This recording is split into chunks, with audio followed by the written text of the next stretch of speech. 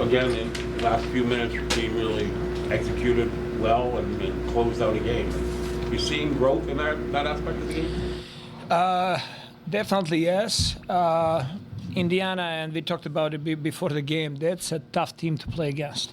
Just their ability to create threes off the dribble, just their ability to run in transition, they're scoring bunches. And, if you have a 15-point lead, you might think, oh, we're safe. And then very quickly you learn that it's bang, bang, that it's, the game can take different course.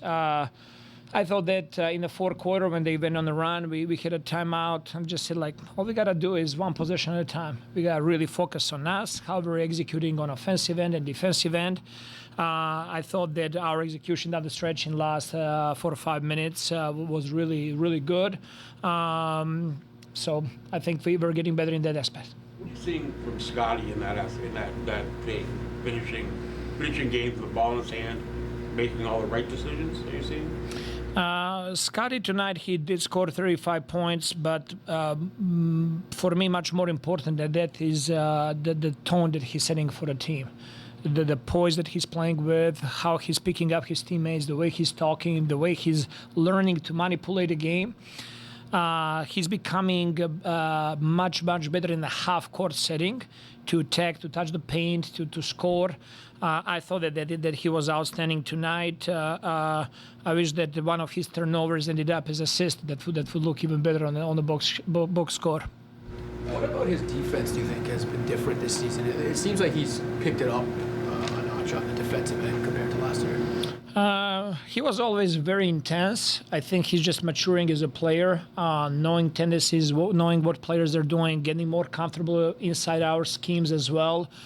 We as a team, we try to be very aggressive, and that's what Scotty wants to do. That's for me as a coach, it's a true blessing when your best player is really embracing that style of defense, and that makes everybody else to step up a notch defensively as well. Obviously, RJ was carrying a big workload, playing really well when Scotty was out, and he hasn't really missed a beat. How are you seeing those two playing off of each other right now? I think they're really complementing each other.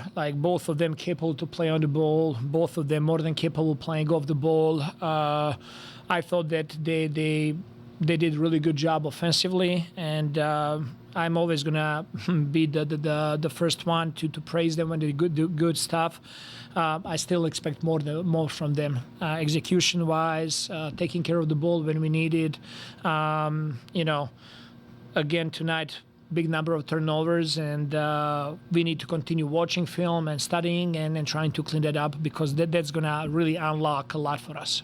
To my eye, it looked like Scotty's best and most resilient driving game. As far as the decisions he made, rerouting driving angles, using rescreening, what did you think he did best to really allow himself to flourish in that? I got to watch more on the film to really dive into detail, but we're talking a lot about him playing lower, being more explosive when he decides to go, and just having two or three things in his mind when he's attacking. And he's such an amazing instinctual player that he's going to find opportunities. And I thought that he did a really good job today attacking with that force and then just reading what defense is giving you. And I thought that he played really well. Rick Carlisle said before the game that Jakob Poeltl is one of the most underrated players in the league. What do you make of that comment and sort of his role on the team so far this year? Well, I have a huge respect for Jakob and what he brings to the team. I think he's outstanding teammate, outstanding competitor, and he's proving it night in and night out that he's playing really high-level basketball this year. You have these two primary guys combined for 12 turnovers as well as they played. How are you it's happened a few times, how are you working through that are you just living with that because you want the ball in RJ and Scotty's hands so much, or is it sort of things that need to be fixed? I think some of those are really coming from good place. Some of those are really coming from trying to find a teammate, trying to make a pass, and I don't want them to be afraid on the court at any point of time. I want them to be aggressive and to learn through that experience. And if you talk to both of them, they're going to be the first one to be aware of it, and they are aware that they need to grow, and I have no doubt that they will be able to clean that up and improve. Your three-point shooting cooled off in the second half. What happened? Like, where did it go wrong? Somebody turned on the AC. It was cold. I mean, that's game of basketball. You know, you get hot stretches, and then you get those moments when the ball is not going through the hoop. But those are the moments that you gotta show resilience and do all other stuff that affect winning. Is that deflection? Is that box out and rebound? Is that executing the offense the way we need? Like all of those little things, impact the game. And we ended up shooting at the end 39% from the three-point line. If you're going to shoot that well every single night, I'll take it right away. Regarding Ochai, even in his years in Utah, and even almost going back to Kansas, he's never had this. He's shooting like 47% from three on 4 attempts a game. What do you think? What do you think is the key? Like, I know you guys have worked on stuff, but what do you think is translating?